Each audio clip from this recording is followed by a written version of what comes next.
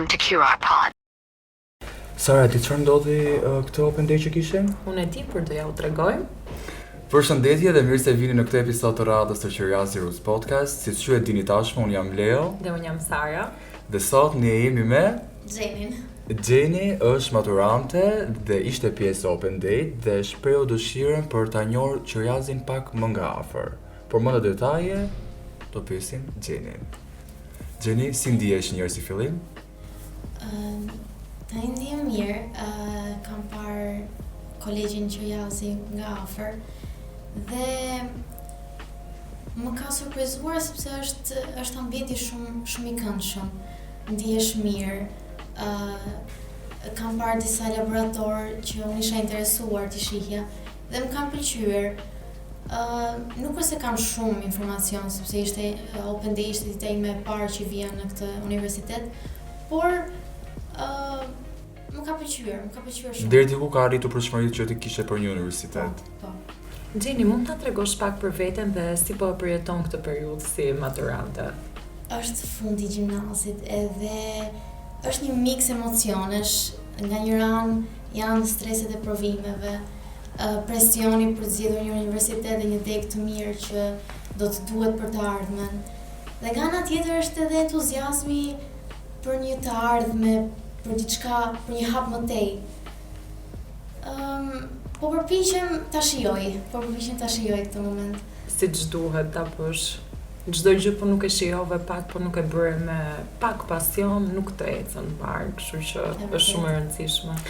Gjeni, ndonjë dilemë që has si maturante për të zgjedhjen e një universiteti apo një degë që ti ke dëshirë? Kush ajo degë që ti e sheh veten shumë mirë që edhe pas 5 vitesh, 3 vitesh, qoftë edhe 2 vitesh me programe profesionale që Universiteti Curiosity ofron, ku e sheh më shumë veten? Unë kam shprehur interes për teknologjinë e informacionit.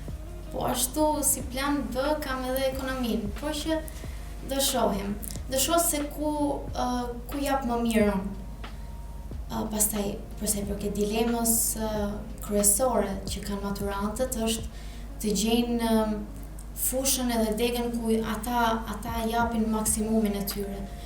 Është shumë e rëndësishme për çdo maturant ose student që mbaron një cikël akademik, tregu i punës është primare për ta, kështu që Gjë që ne në Universitetin Curiosity e ofrojmë, zyra e karrierës punon non-stop me pjesën e punësimit të studentëve.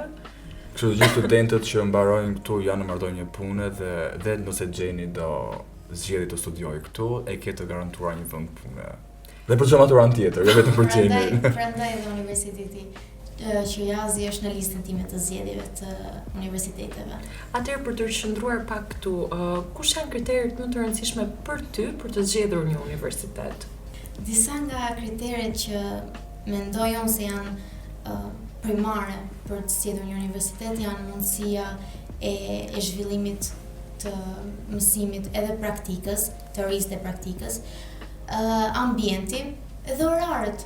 Oraret e sakta, oraret pse jo pak të shkurtuara, sepse të rinjt sot duan edhe kohën e tyre jashtë shkollës, jashtë mësimeve. Edhe këto kriteri kam parë te Universiteti Curiosity, prandaj jam interesuar. Pra, orari nuk ndryshon, por janë aq mirë të strukturuara sa ndihen të shkurtuara nga pjesa e interesit. Që edhe studentët të kenë akses përpas ditëve që të jenë marrëdhënie me punë ose aktiviteteve që ata bëjnë.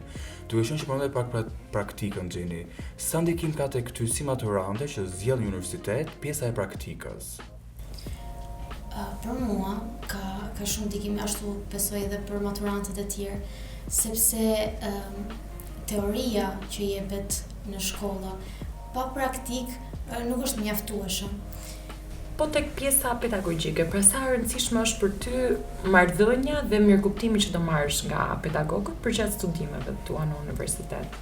Është shumë rëndësishme të kesh një marrëdhënie të mirë me pedagogët për shkak se mësimi bëhet më efikas. Ne si maturant kemi nevojë për pak mbështetje nga mësuesit, nga pedagogët. Prandaj edhe të mirëkuptoheni, duke qenë që është hera e parë që jeni në universitet si maturant, të pak ndërsa të ambientoheni, të keni mirëkuptimin e tyre. Emocioni është ndryshe gjithmonë. sidomos Dhe është e rëndësishme. Gjeni, duke qenë që ke dëgjuar për mundësitë që ofron Universiteti i Qiriazit, çfarë përshtypjesh të kalon? Me sa kam parë unë në Universitetin e Qiriazit, më bëri përshtypje laboratorët, pjesa praktike. Kuptova që ka mundësi punësimi, je i gatshëm të nisësh punën direkt pasi të mbarosh universitetin, gjë që ne duam dhe pretendojmë të vazhdojmë direkt pas Si çdo student, po. Normalisht, po.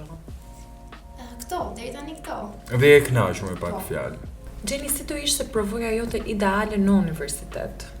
Për mua, mendoj se do ishte një përvojë ideale të sfidohem vazhdimisht, të eksploroj më shumë, të jem non-stop.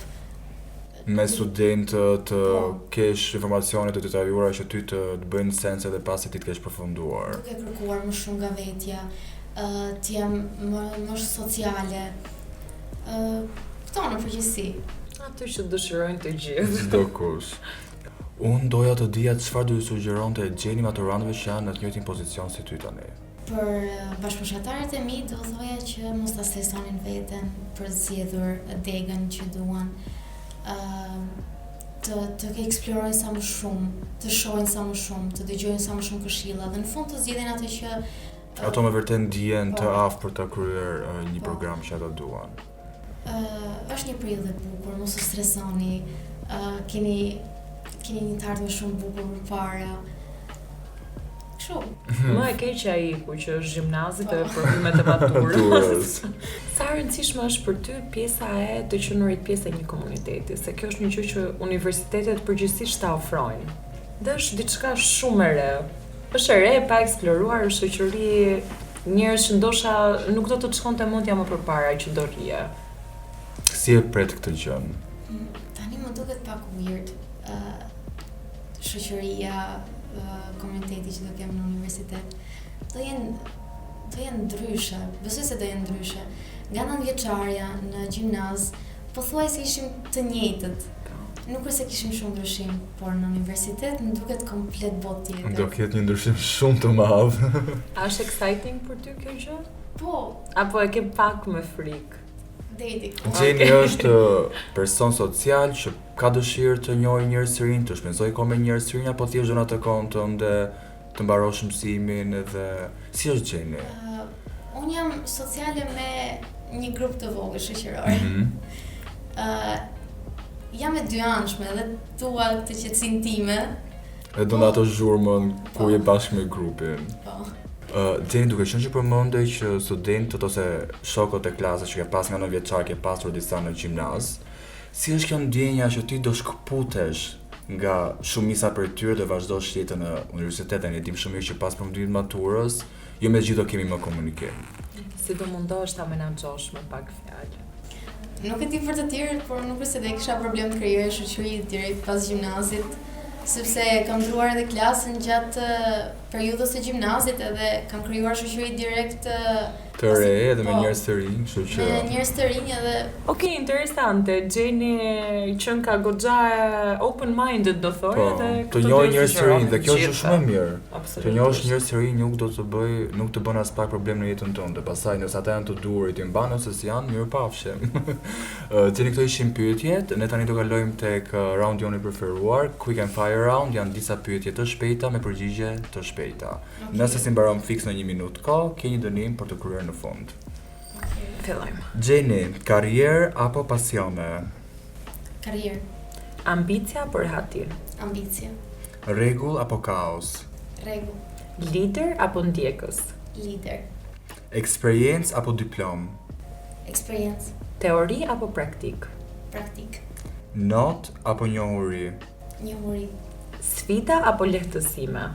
sfida, Eksplorim apo vendim? eksplorim, Rrezik apo komfort? rrezik. Këto ishin të gjitha pyetjet që ne kishim për ju, Gjeni, dhe me sa duket jemi fiks në kohë dhe nuk ka një dënim për ju. Okej. Gjeni, duke qenë që përgjigjet ishin fiks në kohë dhe nuk ka një dënim, donim ta mbyllnim me një këshill ose motivim për veten ose për maturantët. Në fakt, unë kam shënuar edhe diçka për veten dhe do doja të lexoj edhe për bashkëpunëtarët e mi tani. Super. Do thoya të gjithë maturantëve të mos zgjidhin me nxitim dhe të marrin kohën për të kuptuar veten. Është e rëndësishme të dëgjosh këshillat dhe në fund të ndjekesh atë që bën të ndihesh i sigurt për të ardhmen tënde. Nuk ka një zgjedhje të perfekte, por ka zgjedhjen e duhur për secilin.